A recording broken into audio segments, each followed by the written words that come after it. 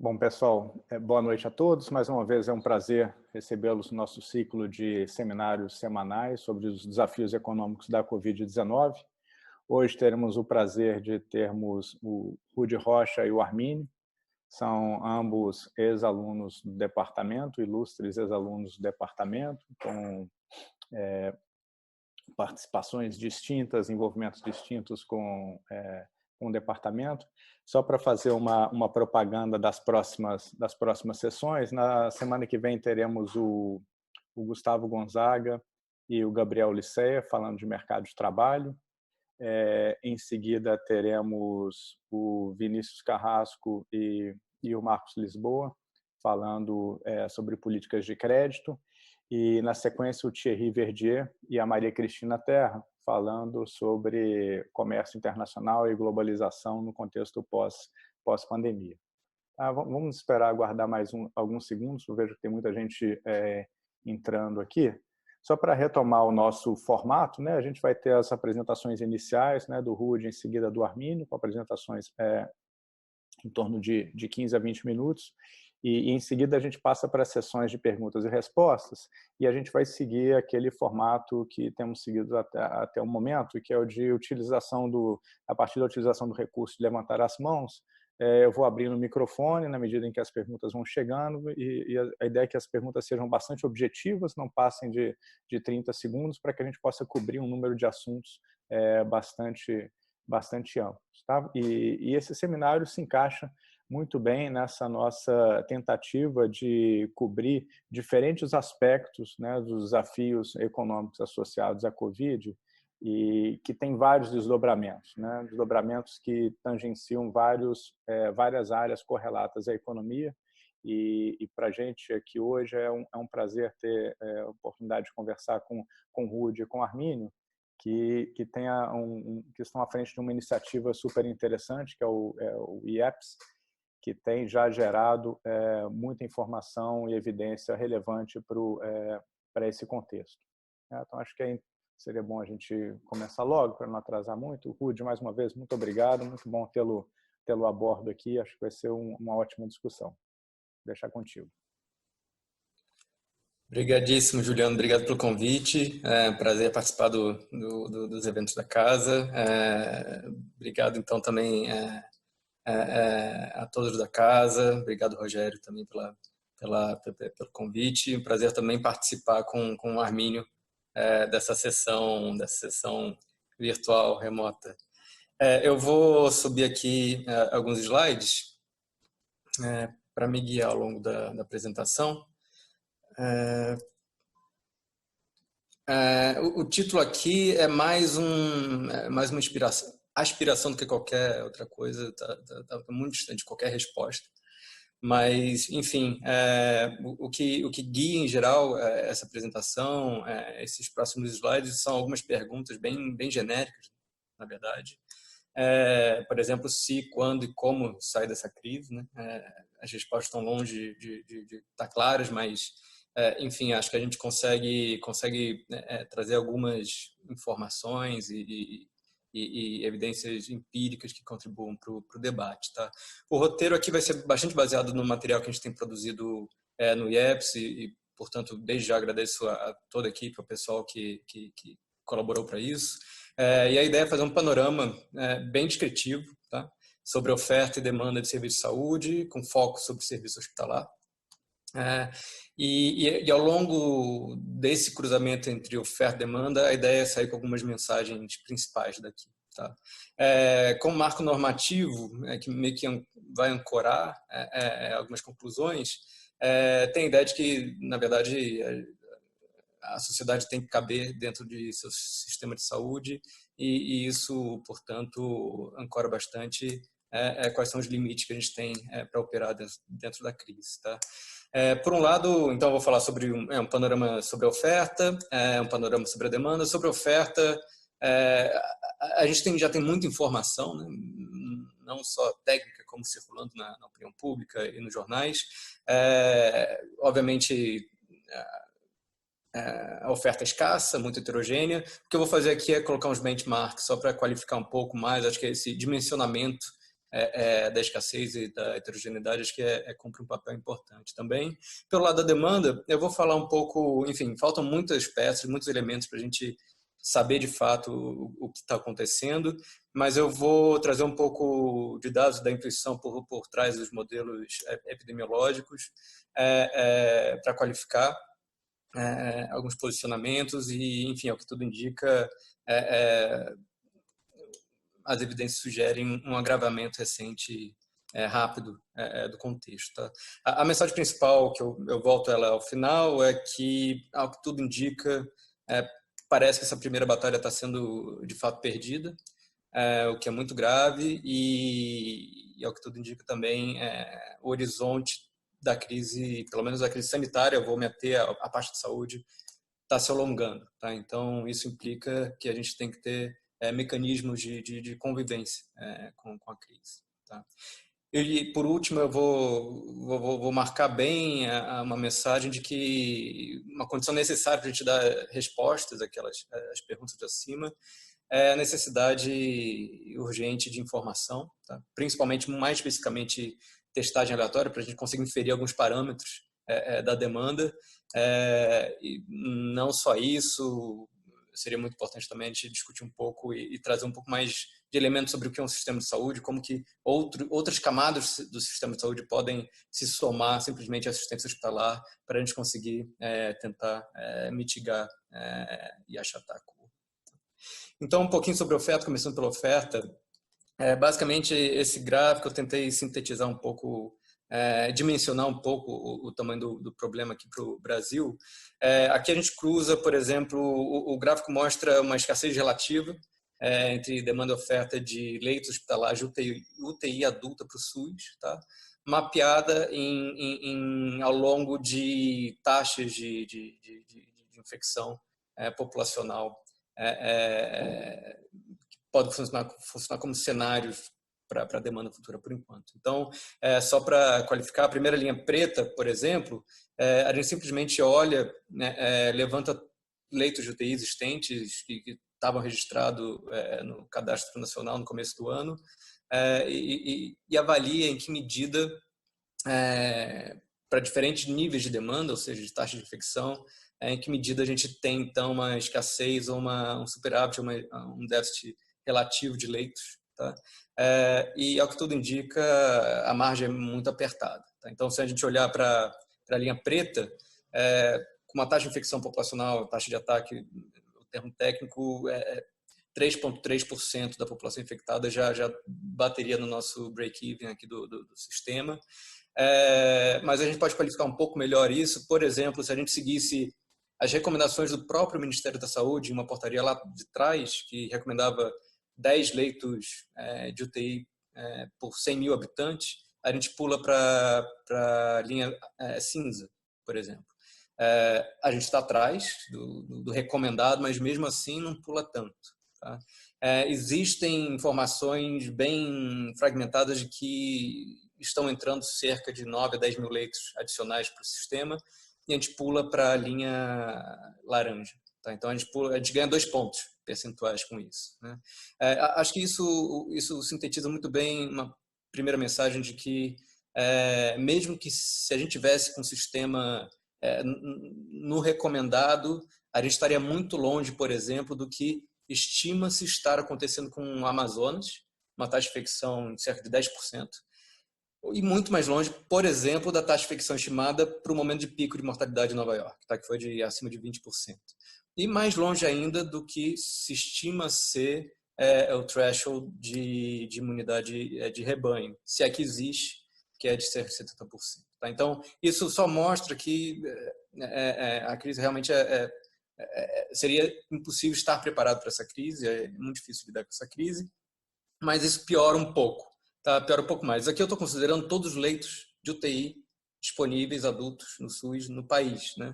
Mas a gente sabe que, enfim, a capacidade é utilizada no ano típico. Então, aqui eu estou mostrando para vocês, por exemplo, um histograma por macro-regiões de saúde, são cerca de 100 a 120 macro-regiões de saúde no país, como que elas operam, a capacidade que elas operam no ano típico, isso aqui é 2019, tá?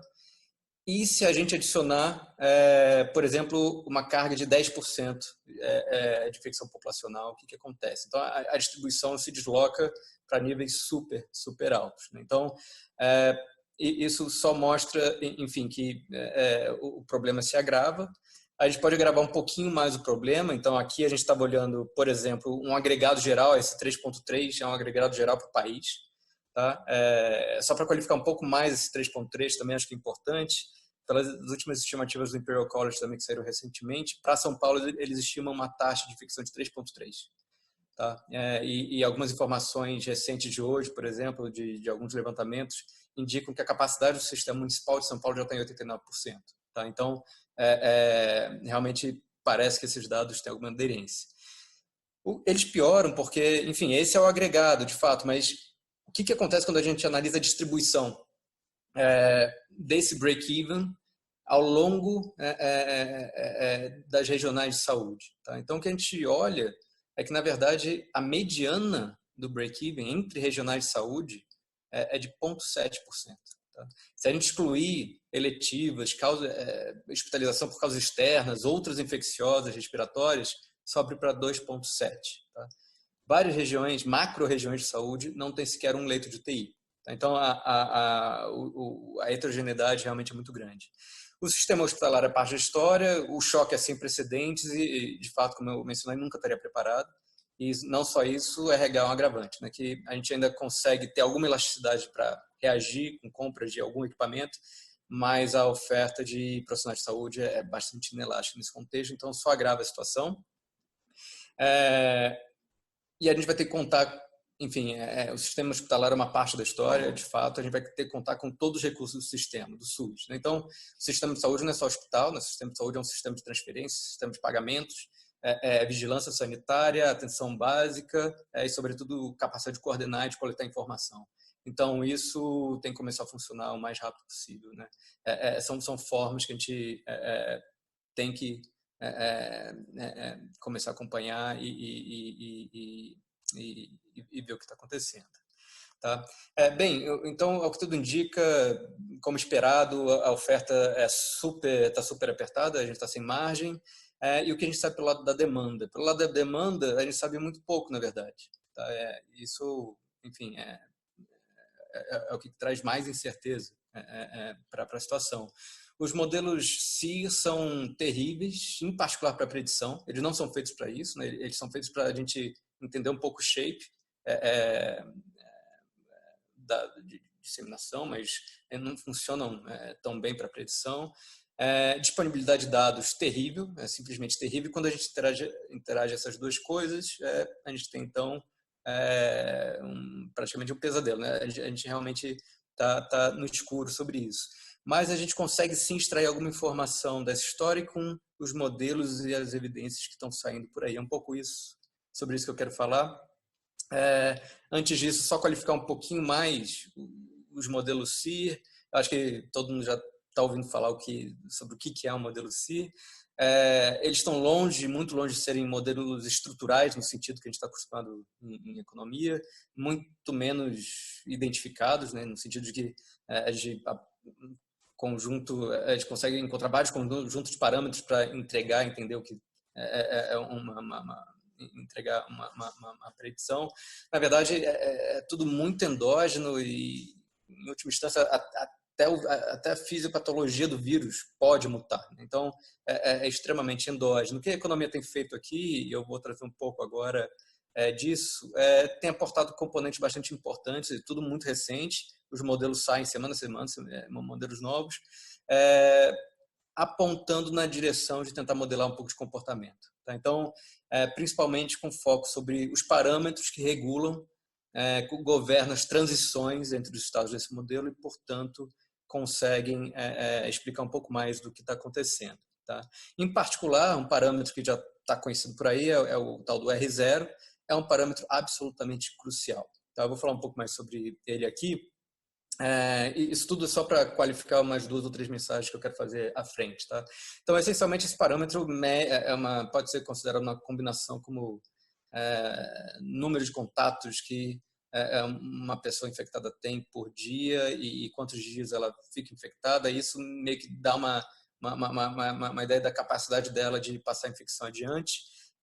Grosso modo, se esse parâmetro é acima de 1, a gente está numa trajetória de expansão explosiva, né? E o que tem sido feito mais recentemente, já existiam alguns modelos epidemiológicos nessa direção, mas acho que com a economia a gente está trazendo de uma maneira cada vez mais frequente isso para dentro do modelo.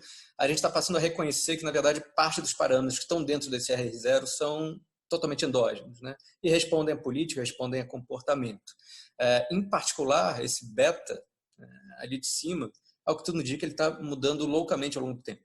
Tá? Então, ele está decaindo numa velocidade rápida, de níveis iniciais que estavam ali em torno de 4 a 5 para menos de 1, tá? Em torno de 0,5, 0,6, 0,4, permitindo assim o achatamento da curva. Tá? Qual que é o corolário importante disso?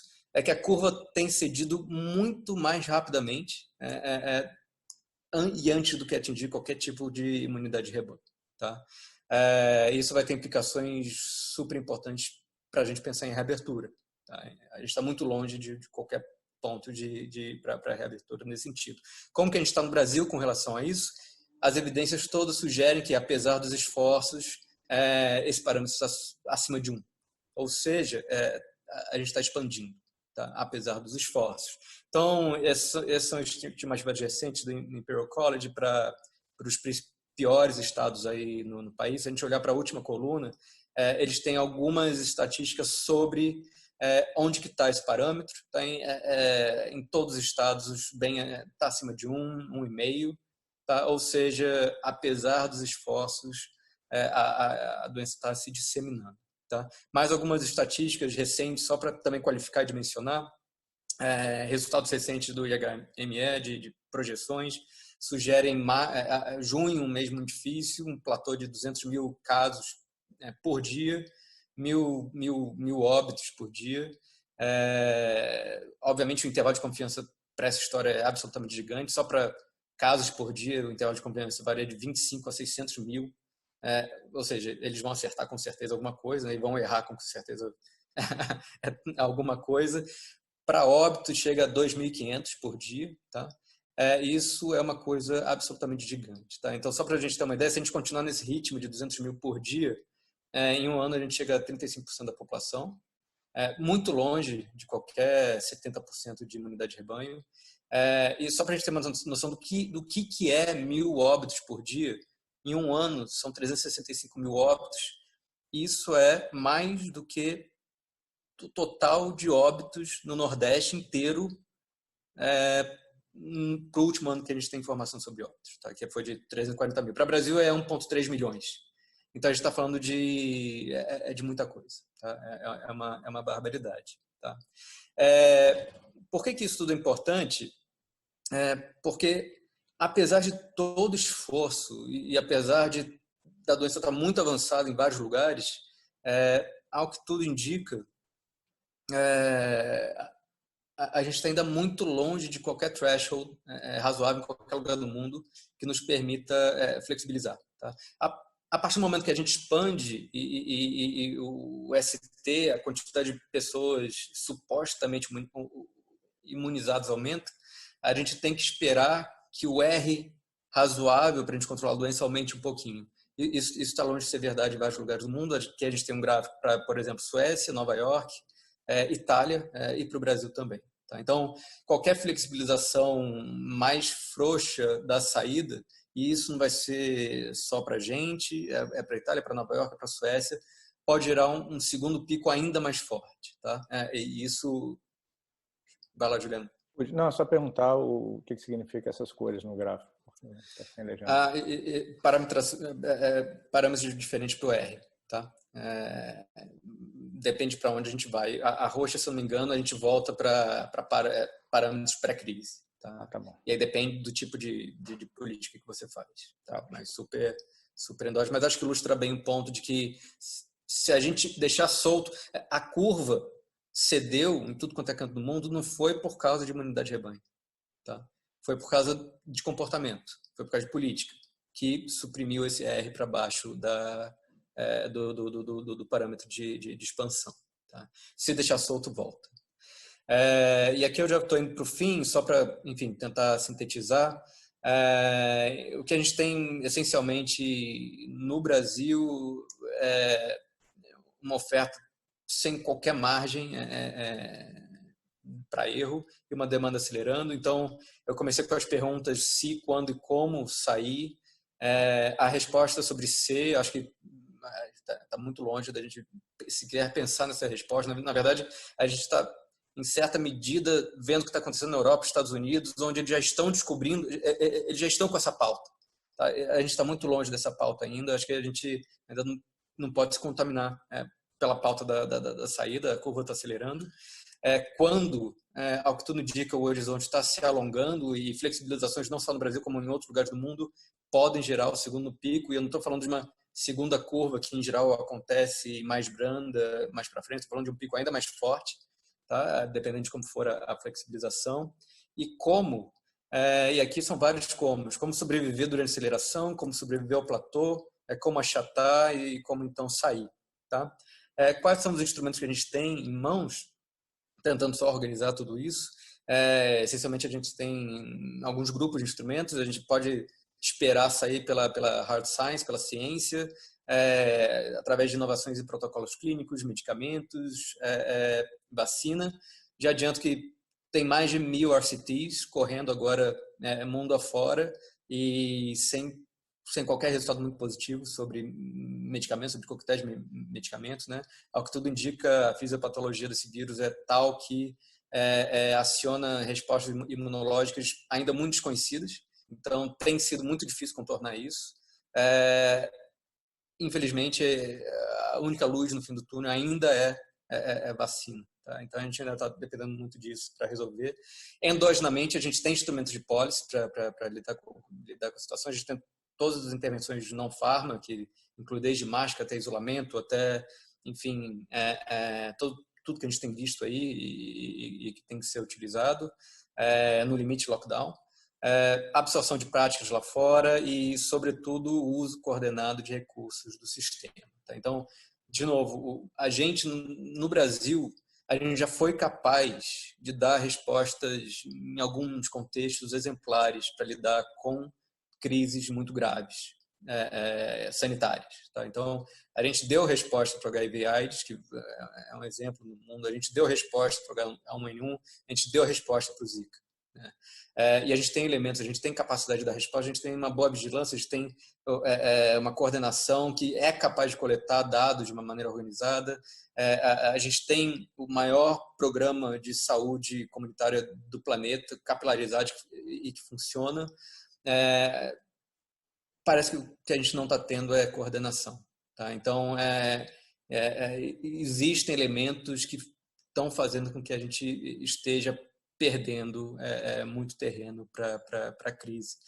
O uso coordenado de recursos do sistema é super importante agora, e eu não queria terminar sem destacar que, transversalmente a essas perguntas, a resposta tem que conter necessariamente levantamento de coleta de informação, alguma forma de testagem aleatória, granular no tempo e no espaço, que nos permita monitorar esse RT e recuperar o ST. Sem isso vai ser muito difícil, vai ser como navegar no escuro. Tá? Eu termino com uma propaganda aqui do IEPS. Tá? Para quem tiver interesse, a gente está produzindo, além de dados, enfim, a gente está super à disposição para compartilhar dados, etc. Mas 2 vezes por semana a gente solta umas newsletters, a gente tem um trabalho de curadoria, tanto no front acadêmico quanto de mídia, e quem que tiver interesse em se cadastrar nesses momentos mais de crise, é só mandar um e-mail. Por favor, a gente está super à disposição. Alunos de graduação em pós que passaram a se interessar por estudar saúde também, por favor, fique à vontade para entrar em contato e conversar com a gente. Muito bem, eu tinha combinado com o Arminio, eu deixo o otimismo com ele. Vamos ver o que acontece. Obrigado de novo. Obrigado, Rudy. Devo dizer que eu sou um leitor assíduo das notas do IEPS. Obrigado pela precisa apresentação, apesar das notícias não serem tão boas quanto a gente gostaria. Armínio, mais uma vez, obrigado por ter aceito o nosso convite. Para aqueles que não sabem, o Armínio é um ilustríssimo ex-aluno do departamento e também ex-professor. A gente teve um prazer de dividir um curso, quer dizer, eu tive um prazer de dividir um curso com ele sobre crises financeiras. Talvez a gente tenha que reeditar daqui a alguns anos, dado o novo material que está surgindo, né, Armínio? Obrigado. Vou deixar contigo.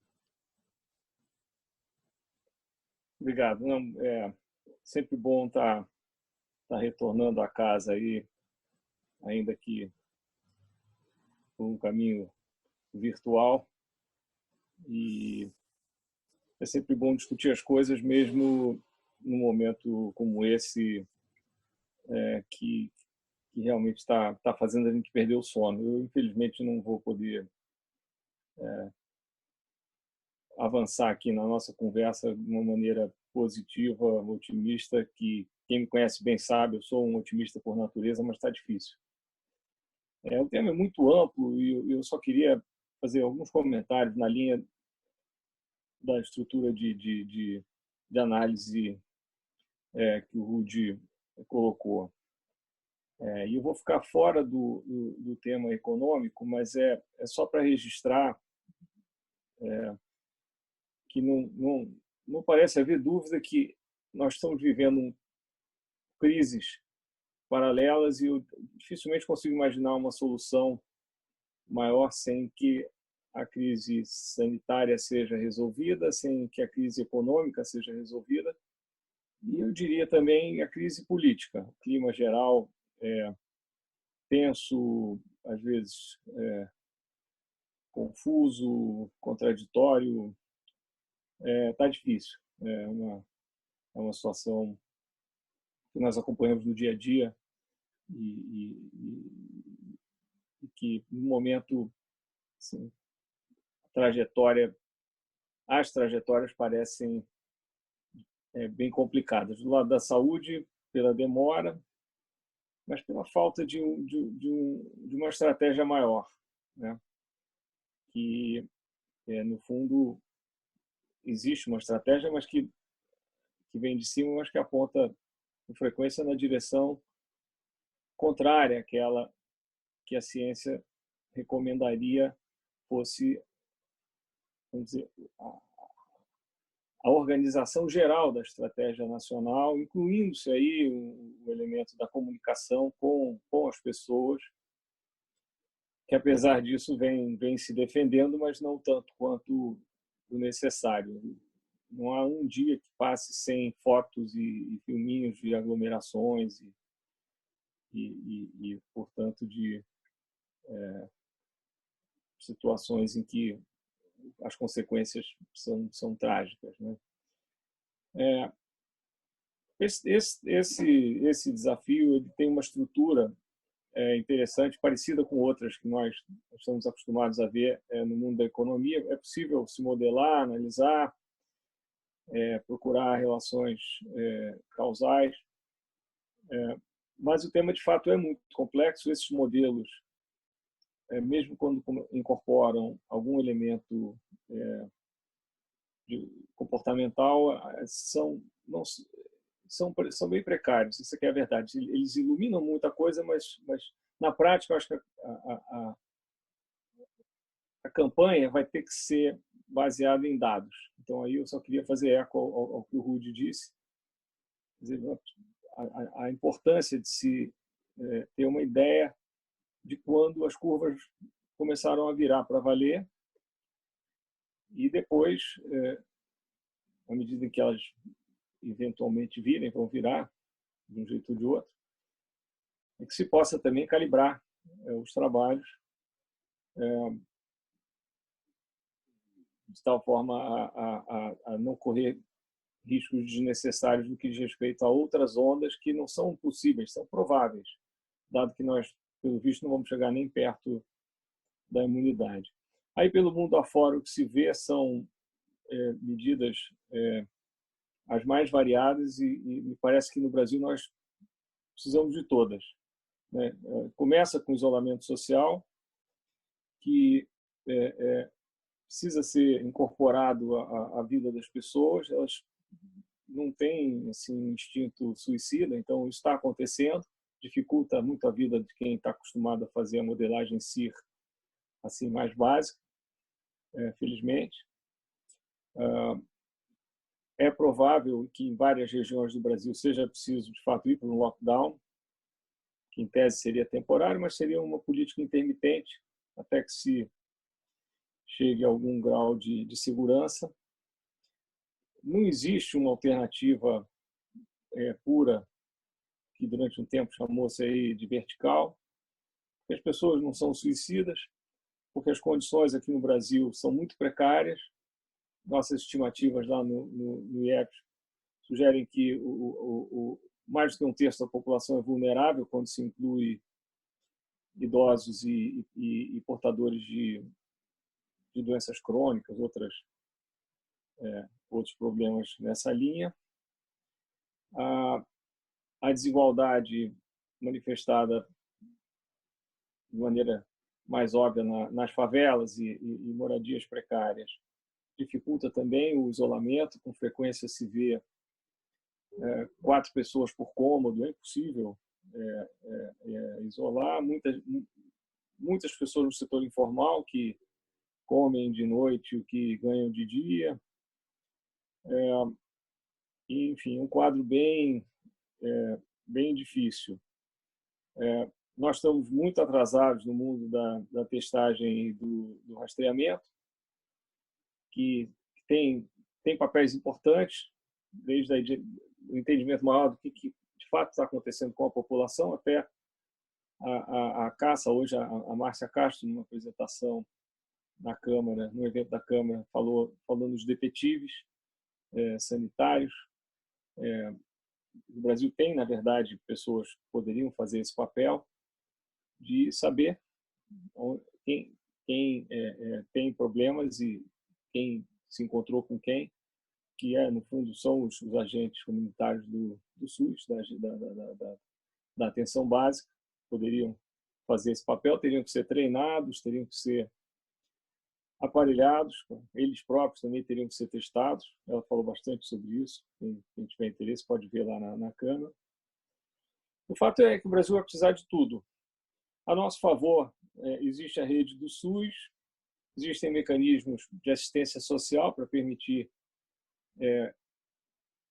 que essa trajetória seja minimamente suportável. Mesmo quem vive confortavelmente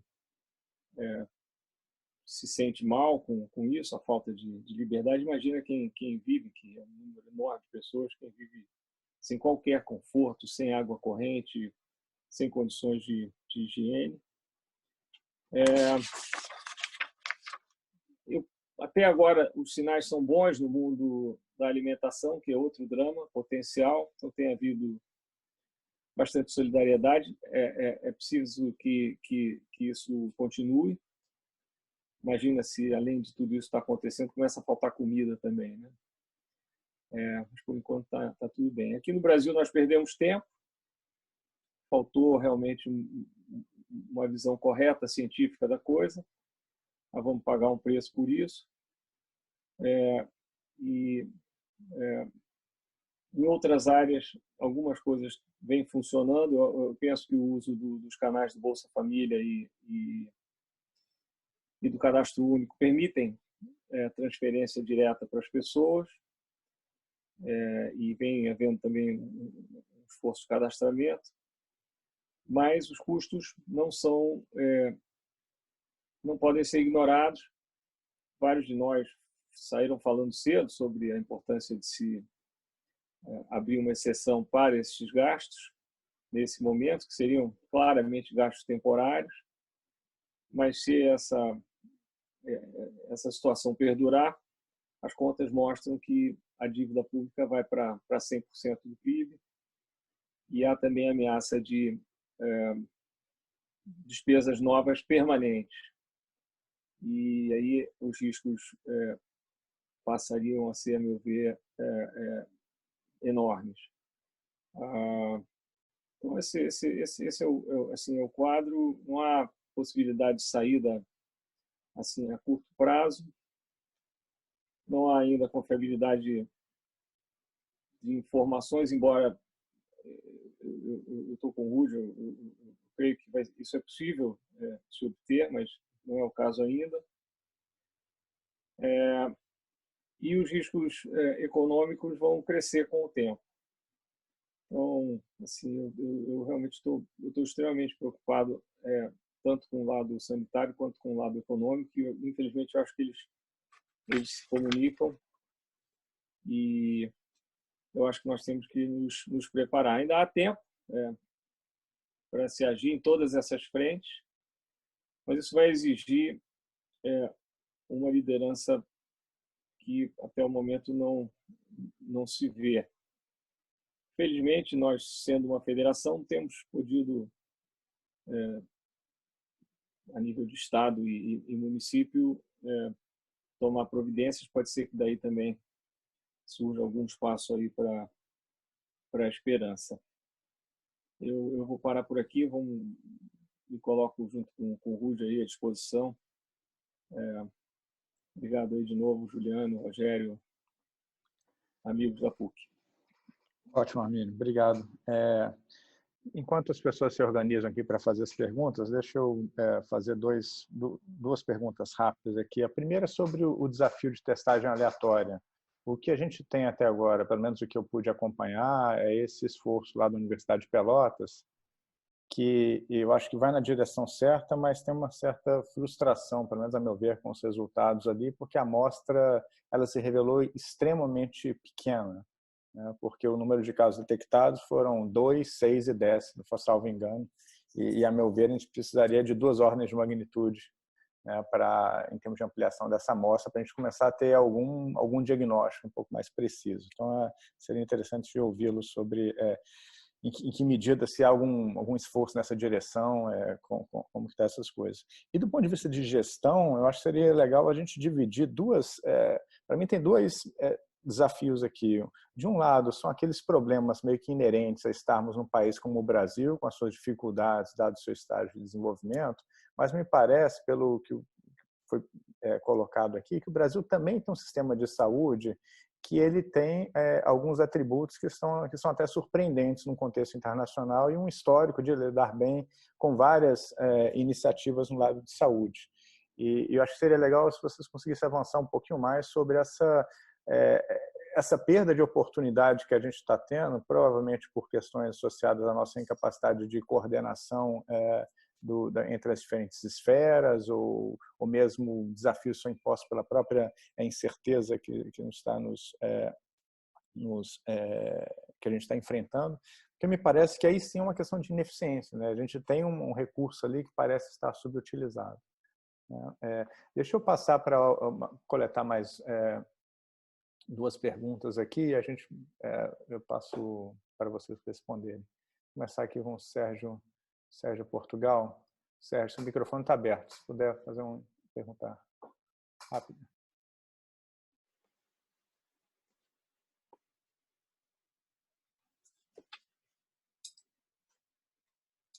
Sérgio. Não? Deve estar com algum problema. Deixa eu mudar aqui. Alô? Oi, Sérgio. Alô. Primeiro, eu queria agradecer aí ao Rudy e ao Armínio pela apresentação. Queria fazer uma pergunta, que é a seguinte. O Sir David King, que é o conselheiro do governo inglês, produziu um documento com 18 recomendações para a saída, para a volta. E 3 recomendações são fundamentais: testar, seguir e comunicação. Queria ver com o Rudy e com o Armínio qual a impressão que vocês têm disso ser feito aí no Brasil. Muito obrigado. Obrigado, Sérgio. Edmar. Tem 2 perguntas. Uma, eu gostaria que o Rudy explicasse um pouco melhor o que ele quis dizer. Eu acho que, na sua linha, Juliano, que o grande problema é falta de coordenação Será que você podia entrar um pouquinho mais em detalhes sobre isso? A outra é o seguinte, Rudy, você apresentou um quadro aí terrível, eu estava buscando aqui, quem sabe a gente condições para algum otimismo, né? Eu estava me pensando em artigos. Estão me ouvindo? Sim, sim. 2 artigos que eu li recentemente, um do Thomas Pueo, dizendo que ele tem muita esperança que um uso de máscaras, desde que seja feita de forma correta e bem, poderia reduzir muito essa perspectiva de disseminação da doença, né? E outra é ver um paper recente nos matemáticos aí da Liverpool School of Tropical Medicine, que eles tem um modelo lá que eu não entendi muito direito não, mas em que eles fazem uma diferenciação, né, coisa que a gente entre as pessoas que são mais ou menos suscetíveis a contrair a doença, né? E o eles é que contraem a doença primeiro os mais suscetíveis e depois os que são suscetíveis. E a consequência disso é que a imunidade de rebanho poderia ser atingida dependendo do grau de diversificação da população, nesse aspecto da suscetibilidade, poderia ser muito reduzida. Eles falam que, em vez de 60 a 70, bastaria 10 a 20. Gostaria que você comentasse um pouco sobre isso. Bom, vamos coletar as respostas, já tem material suficiente, né? Quem começa? Elas foram dirigidas mais ao Rudy. Eu só faço 2 comentários rápidos, passo a bola para ele. Sobre coordenação, foi mais para o Rudy, mas na verdade é liderança que falta, né? Não adianta coordenar se não houver um certo comprometimento com a qualidade da análise, da ciência, no fundo, né? É disso que a gente está falando. Então, assim, eu usei a palavra liderança, também não é correta, né? Acho que falta mesmo uma visão adequada da coisa. Eu acho que dá para entender a ansiedade com relação a pessoas desempregadas e isso, todo mundo sofre com isso. Daí vem a necessidade de solidariedade, de assistência social, mas eu não acho que é coordenação.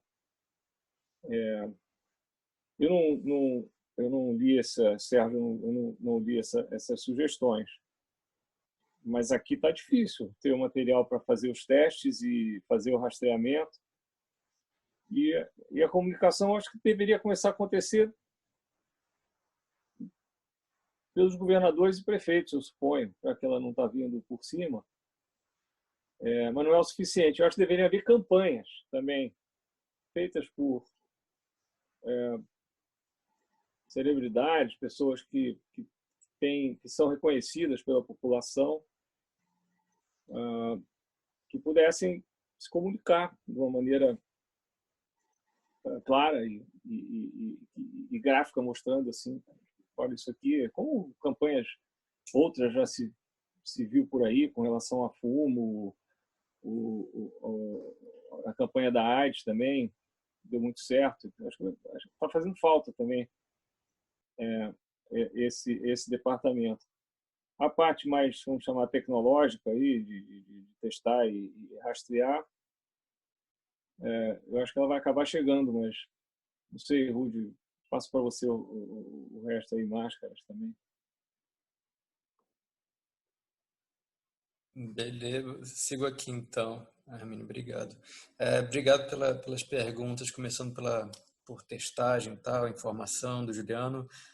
Tem um experimento de Pelotas em andamento, de fato a amostra é pequena e eles não estão com poder, e a taxa de fricção ainda é muito baixa na região, então eles não estão conseguindo captar muita coisa, não tem poder suficiente. A gente tem em andamento a PNAD, coronavírus, os primeiros resultados devem sair em breve.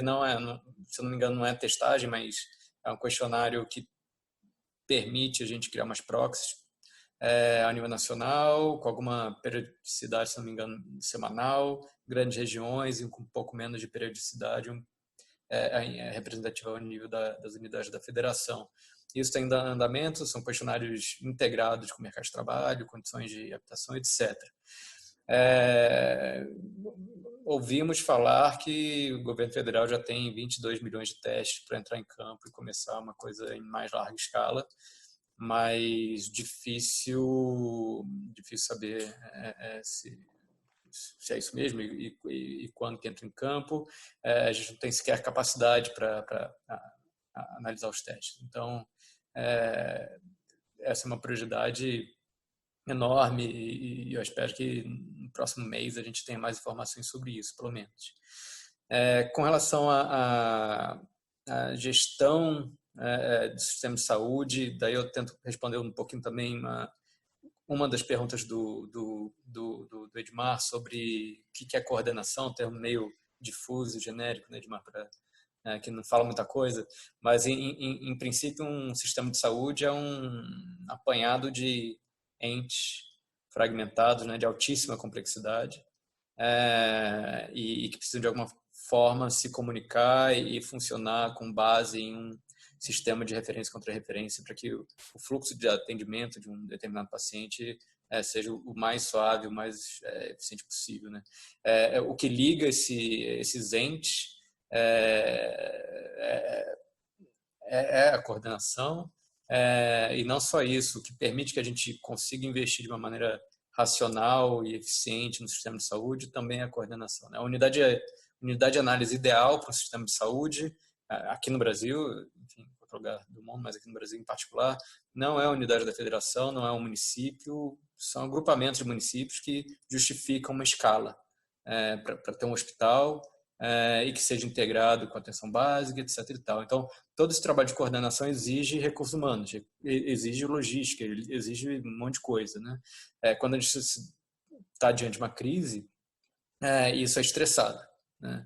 E, ao que tudo indica, não está respondendo. Tá? Então, o que a gente tem é cada um por si, essencialmente isso. Alguns governadores à frente, prefeitos fazendo o que podem, colocando barricada na entrada do município ou fazendo as suas próprias inovações, mas de uma maneira muito, muito fragmentada ainda. Tá? Então, a gente sempre teve uma capacidade muito grande de coordenação por causa do governo federal. O SUS está lá em cima coordenado, né? Existe descentralização, claro, mas a coordenação é clara.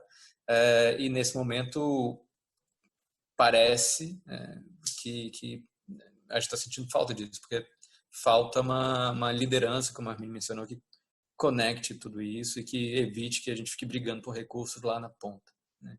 Então, coordenação nesse sentido seria super importante.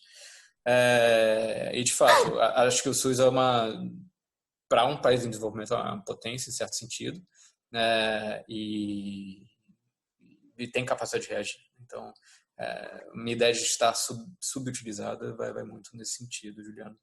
Com relação à pergunta do Sérgio, depois eu volto para a última pergunta do Edmar, pergunta do Sérgio sobre recomendações de teste, tracing, né, de seguir e comunicar.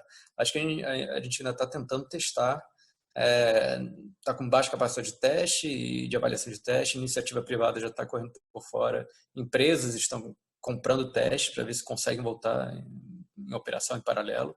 Está totalmente fragmentado, tem um mercado cinzento de testes em andamento. E testes é difícil. Tracing no Brasil, enfim, não sei se a gente tem capacidade de fazer isso de uma maneira organizada. Claro que a gente tem os agentes comunitários de saúde, a gente tem as equipes de saúde da família super capilarizadas no território, que funcionam muito bem em vários lugares.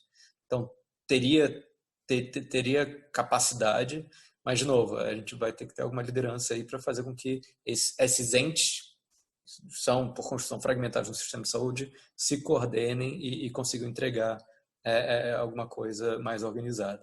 Mas, por enquanto, eu sou um pouco cético do jeito que a gente está sobre tracing, pelo menos em nível mais agregado. Seguramente alguns municípios já estão fazendo isso, menores. Tá? Comunicação, e aí, não sei, acho que se tem uma coisa que a gente está pecando é em comunicação. Né? Então, realmente as informações são muito desencontradas. E aí eu fecho com as perguntas do Edmar sobre máscaras e etc. Acho que está claro que essas intervenções não farma são absolutamente essenciais e conseguem sim formar uma barreira relativamente efetiva, não total, óbvio, mas da transmissão, dado o horizonte que a gente tem de crise ainda pela frente, a gente não pode abrir mão disso e, sem dúvida nenhuma, a gente vai ter que criar mecanismos de convivência com a crise. Máscara é uma delas. Tem evidência já de que derruba o tal do R0 mesmo. Então, outras formas de convivência são importantes. E, por fim, com relação a modelos, tomara, Edmar, que a imunidade de rebanho já esteja sido alcançada, por exemplo, em Manaus, né? Se for 10%, vamos ver para onde vai essa curva. Esses modelos são altamente não lineares, demandam muita qualidade de dados. Eu não sei, eu não teria uma praia, eu tenho sido mais cético com relação a essas previsões. Tá? Mas, enfim, vou me agarrar a isso. Espero que eles estejam certos. Obrigado, Rudy. Vamos coletar mais uma sequência aqui. Gustavo, o microfone está aberto, eu acho.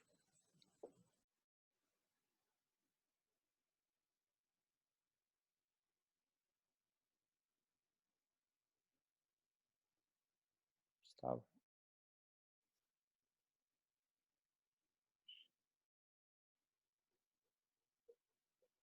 Gustavo, está conseguindo? Deixa eu abrir aqui da Beatriz, enquanto o Gustavo não consegue.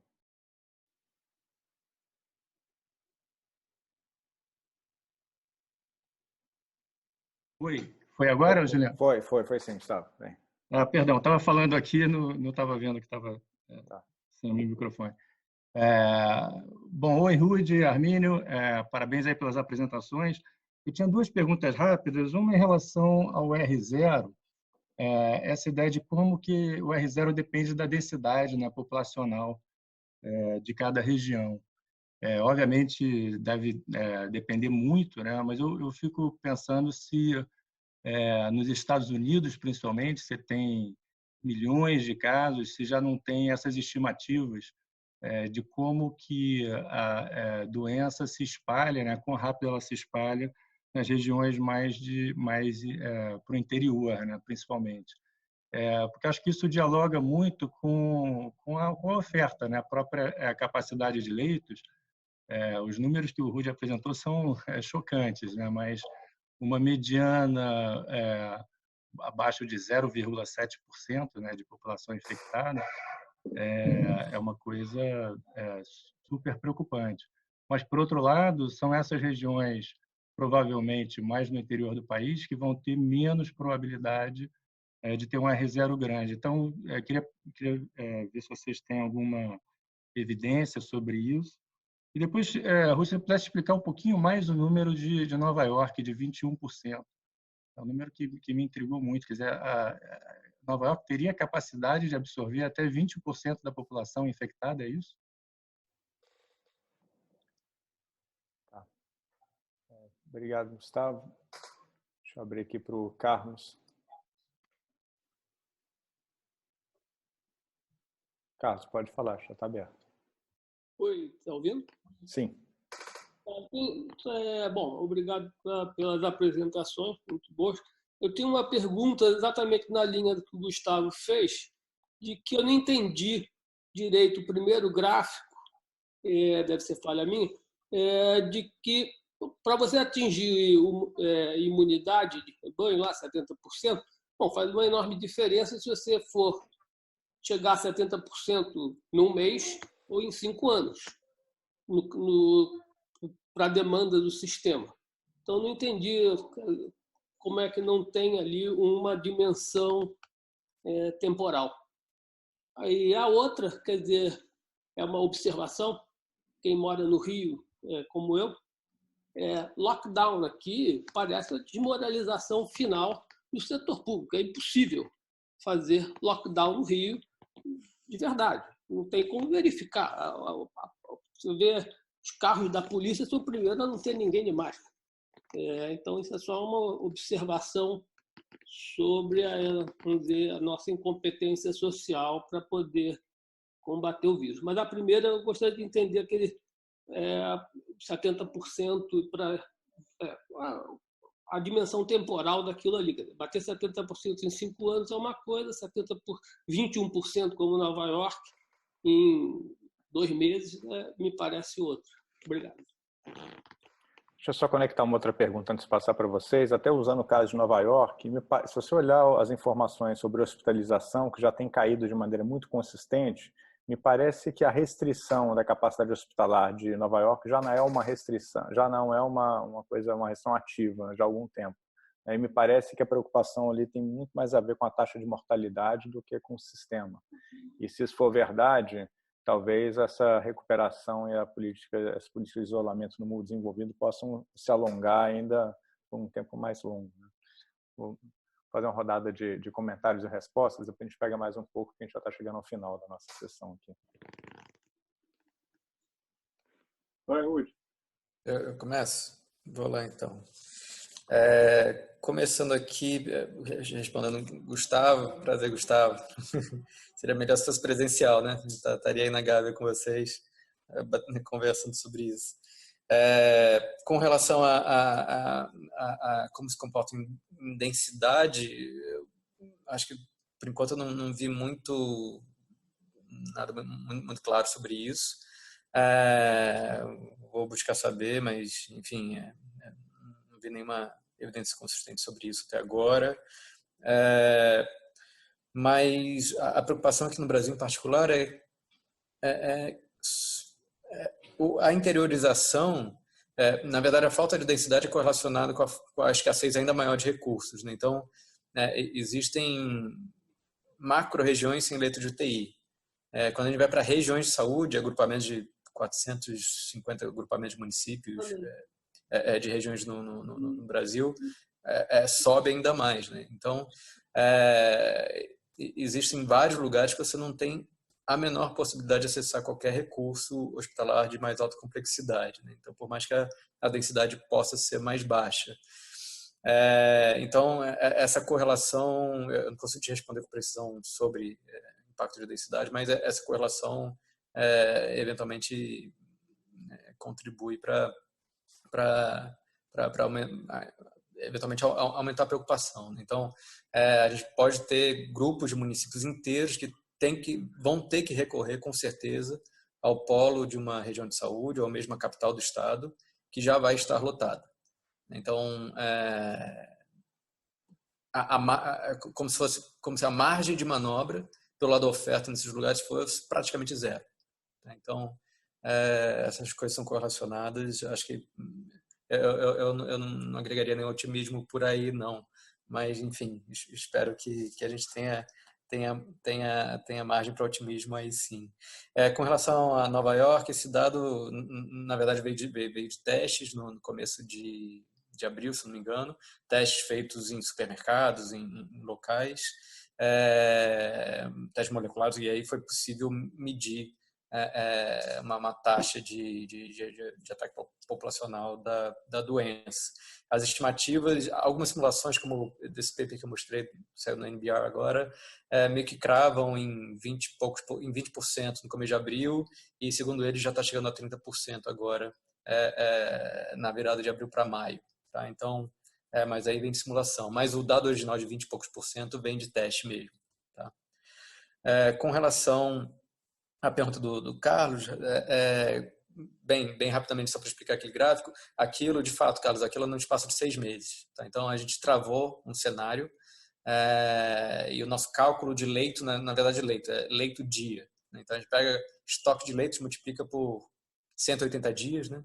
E se pergunta, não, se esse contingente de pessoas forem infectadas e se distribuírem igualmente, né, no acesso ao longo de 6 meses, o que acontece? Tá?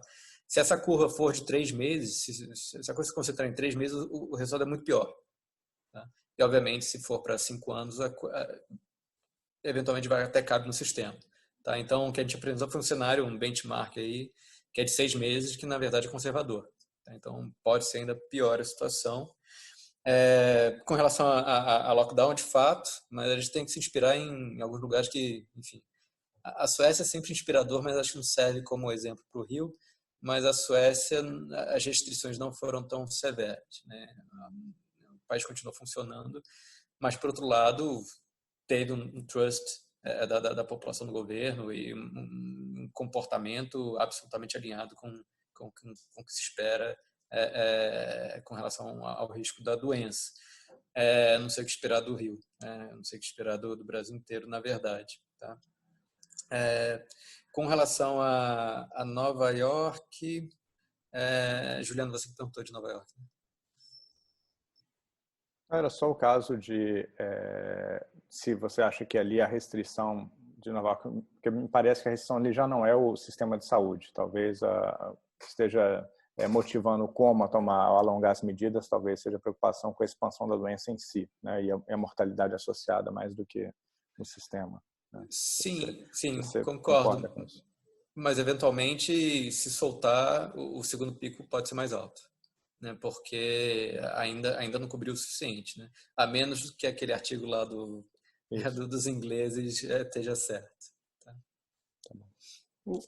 Eu ouvi uma estimativa um pouquinho mais recente em Nova York, em torno de 15, pessoal de Harvard, e um número semelhante em Londres. E com relação a esse texto que eu vi mencionado na coluna do Reinach, no Estadão, aí eu fui atrás também. Ele depende de uma estratégia que diferencia entre os vulneráveis e não vulneráveis, que no nosso caso realmente é muito difícil. Tem uma vulnerabilidade que nós podemos afetar melhor. As outras são quase que um dado, né, a curto prazo, mas que é uma vulnerabilidade, entre aspas, comportamental. Daí a importância de campanhas. E se for possível eliminar aglomerações, perdão, eu acho que isso pode ter um impacto. Agora, eu acho improvável, eu não olhei essa aritmética, que você possa ter imunidade com 20%. Mas se cair um pouco já ajuda. Mas só que eu não sei o que você acha, Rudy. Eu acho que a gente não vai. Eu espero que não se chegue à imunidade aqui. Que antes disso chegue a vacina. No fundo, essa estratégia toda de achatamento, não só ela contribui para evitar mortes, óbitos, em função da falta de leito, de equipamento, de gente, de profissionais de saúde, mas também para ganhar tempo. Se der para ganhar tempo, tá bom. Supondo que aparece uma vacina por aí em 18 meses, sei lá, 12 a 18 meses, já resolve também. Sobre máscaras, eu não entrei na hora, mas tem uma comparaçãozinha meio rasteira entre Coreia e Espanha.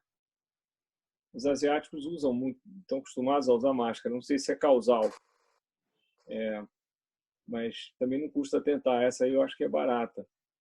Então, por via das dúvidas, eu tentaria tudo nessa altura do jogo, tudo. Por que não? Né? Bem, tá ótimo, pessoal. A gente já está chegando já ao final aqui, já estouramos o nosso tempo. Queria mais uma vez agradecer muitíssimo o Armínio e o Rudy pela excelente discussão. É um tema difícil, cheio de incertezas e muito dramático, mas acho que a discussão foi bastante boa. Queria agradecer mais uma vez a participação de todos. Semana que vem falaremos de mercado de trabalho com o Gustavo Gonzaga e o Gabriel Liceia. Tá bom? Boa noite a todos aí. Estejam seguros. Um abraço. Tchau, tchau. Obrigado. Tchau, tchau.